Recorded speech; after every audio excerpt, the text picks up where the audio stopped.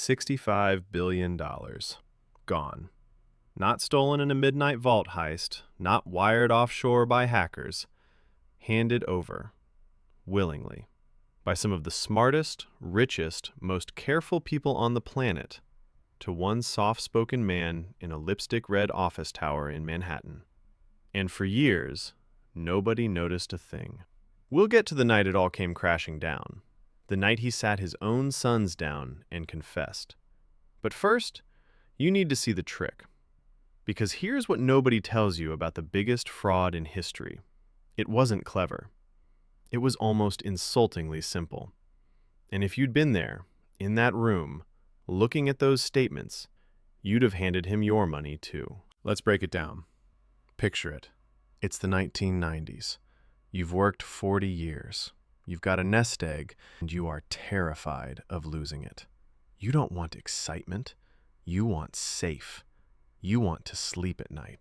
And then, at the country club, or the synagogue, or over dinner, someone leans in and says, "You should be with Bernie Madoff, former chairman of the NASDAQ stock market, a Wall Street legend, a man so respected that regulators asked him for advice on how markets should work. This isn't some guy in a van. This is the establishment. And here's his masterstroke. Bernie doesn't want your money.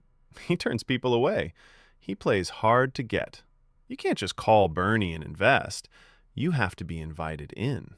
And nothing on earth makes a human being want something more than being told they're not allowed to have it. So now you're desperate to get in. You ask around, and everybody says the same thing. Bernie? 10, 11, 12% every single year. Up markets, down markets, doesn't matter. Smooth as glass. Your neighbor's been in for 15 years. Your accountant's in. Major banks in Europe are funneling billions to him. Celebrities are in.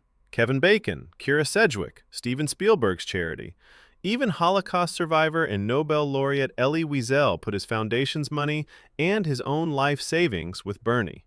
If all of these people trust him, who are you to doubt it? So you write the check. And it works. Every month a statement arrives. Crisp numbers, always climbing, always green. Your money is growing like a tree that never loses a leaf. You feel smart. You feel safe. There's only one problem. None of it is real. Okay, here's the trick. Watch closely because once you see it, you'll see it everywhere. A Ponzi scheme has no investment. Let me say that again. There is no strategy, no secret algorithm, no genius stock picks. There is only a bucket.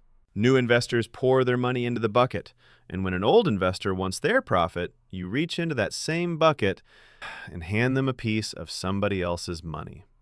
That's it. That is the entire machine.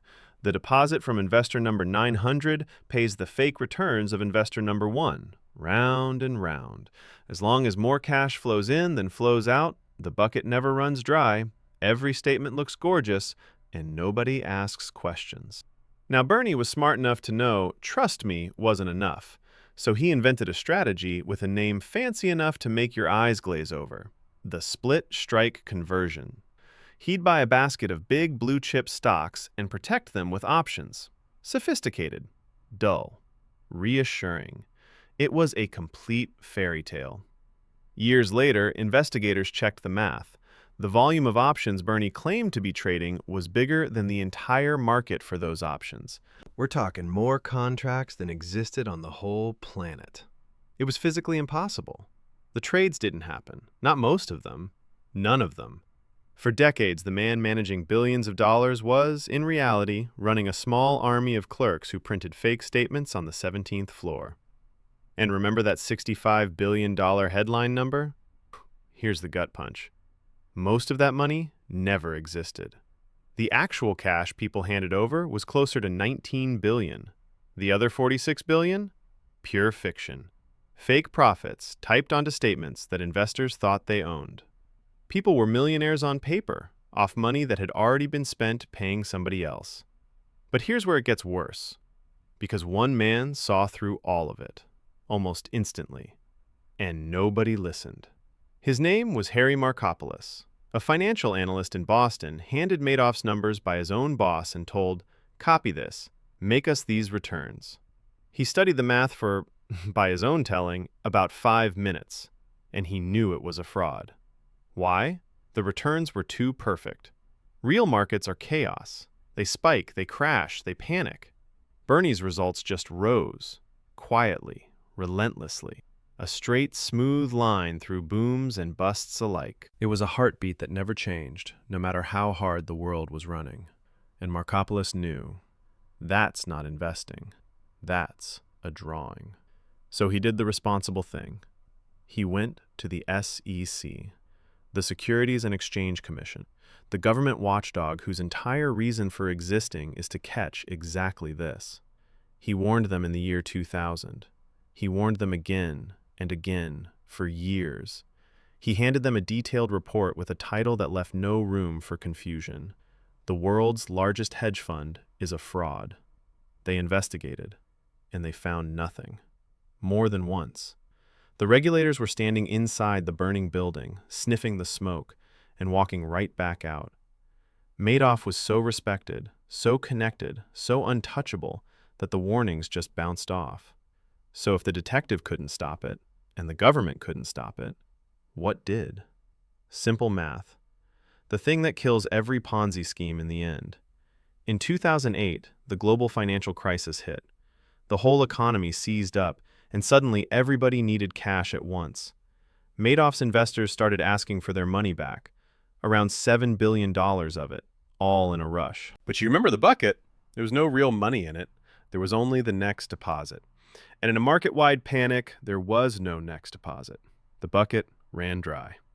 On December 10th, 2008, Bernie Madoff called his 2 sons into a meeting and told them the truth. The family business, the thing their name was on, was, in his own words, one big lie. Tens of billions. Gone. His sons walked straight out and reported their own father to the authorities. The next morning, the FBI arrived at his penthouse. Bernie answered the door in his bathrobe and admitted everything. There was no trial. He pleaded guilty.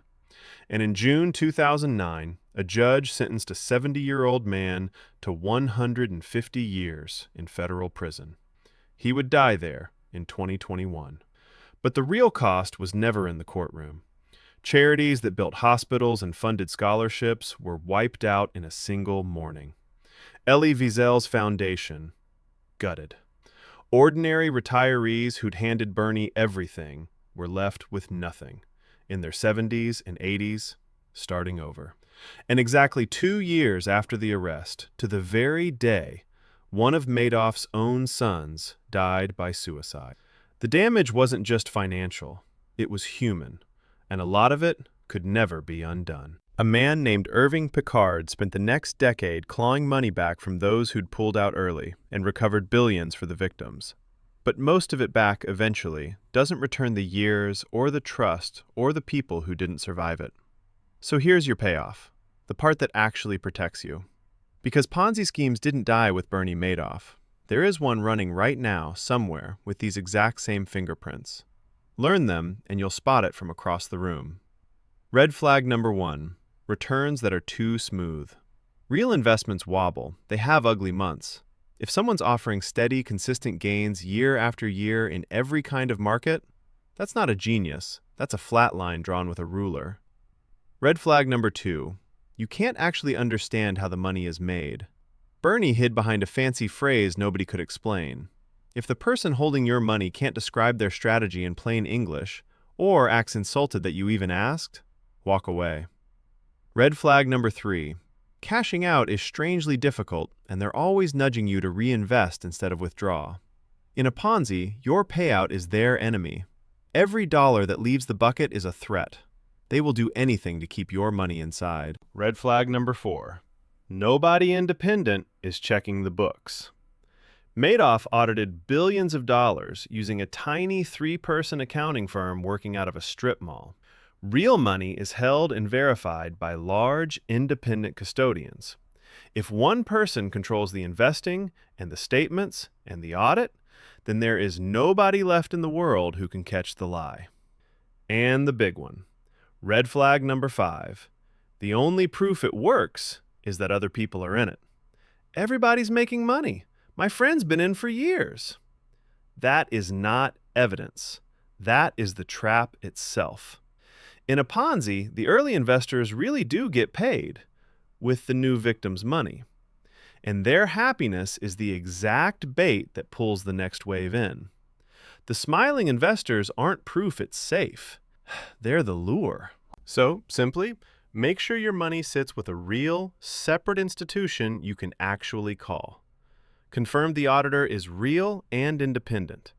And never forget the oldest rule there is. If it sounds too good to be true, somebody is drawing you a beautiful, smooth, completely fake little line. $65 billion. The smartest people in the world. One quiet man, one empty bucket, and almost 2 decades of statements that were never worth the paper they were printed on. The trick was never complicated. That's exactly why it worked. And now you can see it coming.